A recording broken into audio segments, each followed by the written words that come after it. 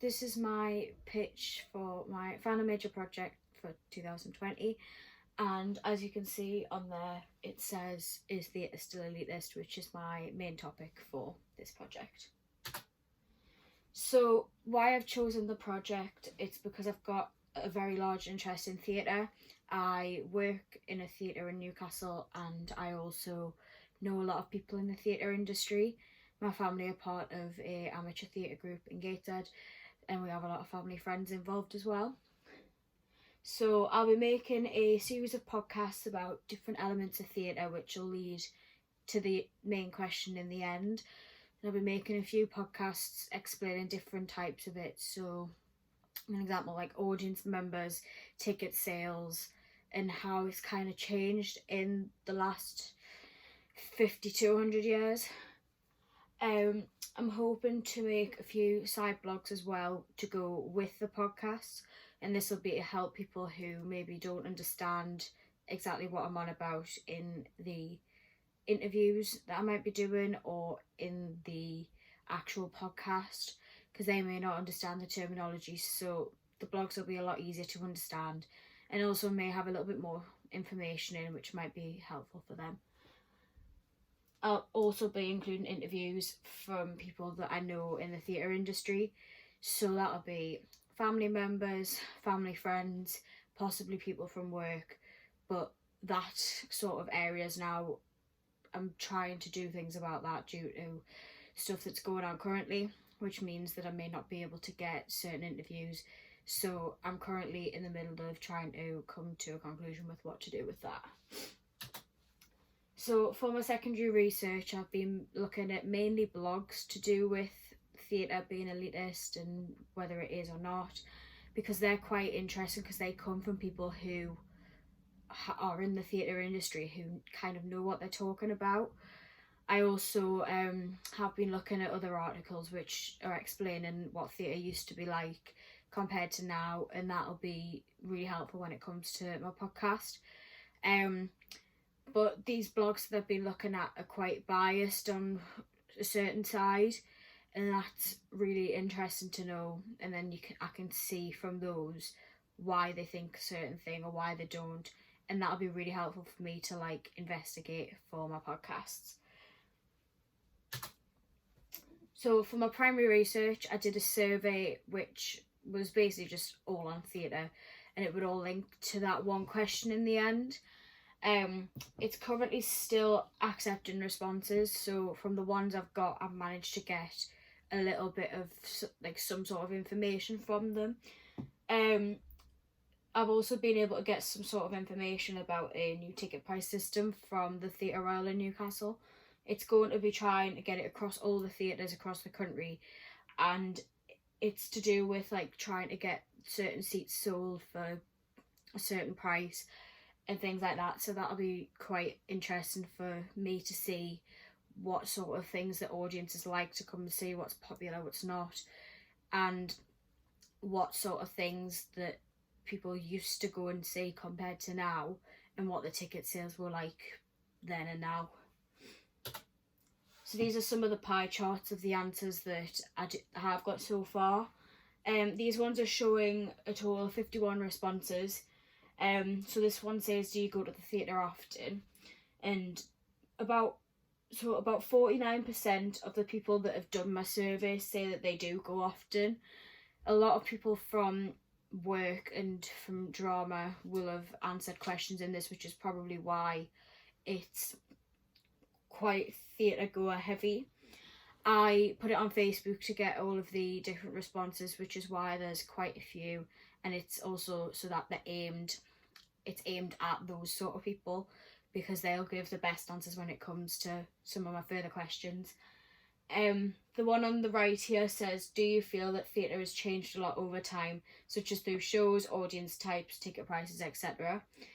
And 84.3% of people said yes, which is really helpful because after that I did put a explain your answer, so I've been able to see why people think that, and that's helped me with why people think it and what's changed, which is good to see whether it's still elitist and whether it's not, because it does link to it in a certain way.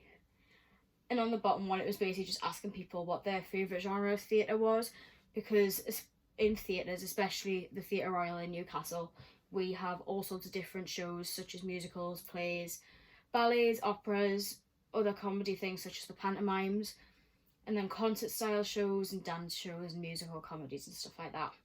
So a lot of people had very different opinions on this one, but the most popular one was 70.6% people said musicals, which I have noticed at work, the amount of people that come to see musicals. We were meant to have Everybody's Talking About Jamie coming up in the next couple of weeks. Unfortunately, it has been cancelled due to current issues, but it was very, very popular and it was sold out pretty quickly. Whereas other shows like the operas, they don't fully sell, and it's a certain type of audience that will come and see them, which I think is quite interesting, and it'll be really helpful for when it comes to making my podcasts. So the feasibility of my project, so it'll obviously be made up of a series of podcasts, possible side blog for each, and my aim is to hopefully have some interviewees, which may be able to happen. It might not be face to face, so I may not be able to speak to them in person, but possibly over the phone or over text message or something like that. That may still be able to be part of my podcast. I'll be making a list very soon of who I can possibly contact. It says on here that I was going to be listing people who I could maybe go and speak to, so this at the moment is impossible. So I'll be doing things over the phone and on text message and email, hoping that that can fit into the podcast, because everything I'll be doing will be from home.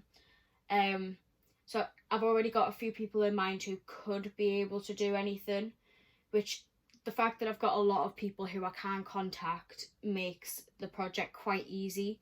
Well, not easy, but quite, like, it makes it a little easier than somebody who had no contacts with the theatre. In terms of where I'll be recording, it'll all be at home. This does say that I would be looking at possible locations, but due to the coronavirus outbreak that's happening currently, it'll all be from home, and all of my interviews will be through email, text, phone, so I will be unable to go to the theatre and get interviews like I was expecting to. So my target audience for this project would not be necessarily anything to do with age. A lot of people think that it would all be to do with like age groups, but for this it's more aimed at a certain type of people, so the theatre goers and the people who have an interest in theatre, because they would probably be the only people who would fully understand it, and someone who isn't interested in theatre might not know really what I'm talking about, and they may find some parts of it hard to understand, which may make them feel quite uninterested, which might not be great when I'm trying to make people interested in what I'm talking about.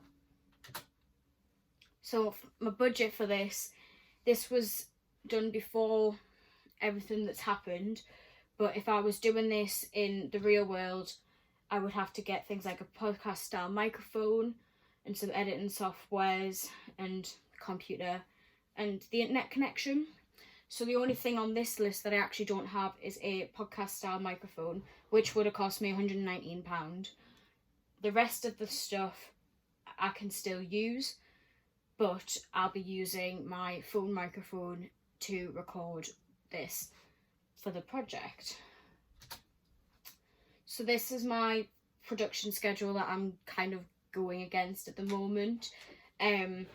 So this was the one that was kind of given to me, which is basically saying first week it was setting up website and the Trello board, which is what we're using for planning, and then it's on about like research reports and stuff like that, which I have been doing.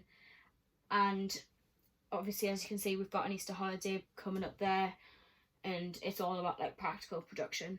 So currently I am very slightly behind, but working from home and being able to get things done in a less, like being able to do things on a Monday and a Friday when I wouldn't normally be in college, I'm able to catch up quite quickly, which is really helpful so that I can catch up a lot quicker than that. Thank you for listening, and I hope you enjoyed my pitch.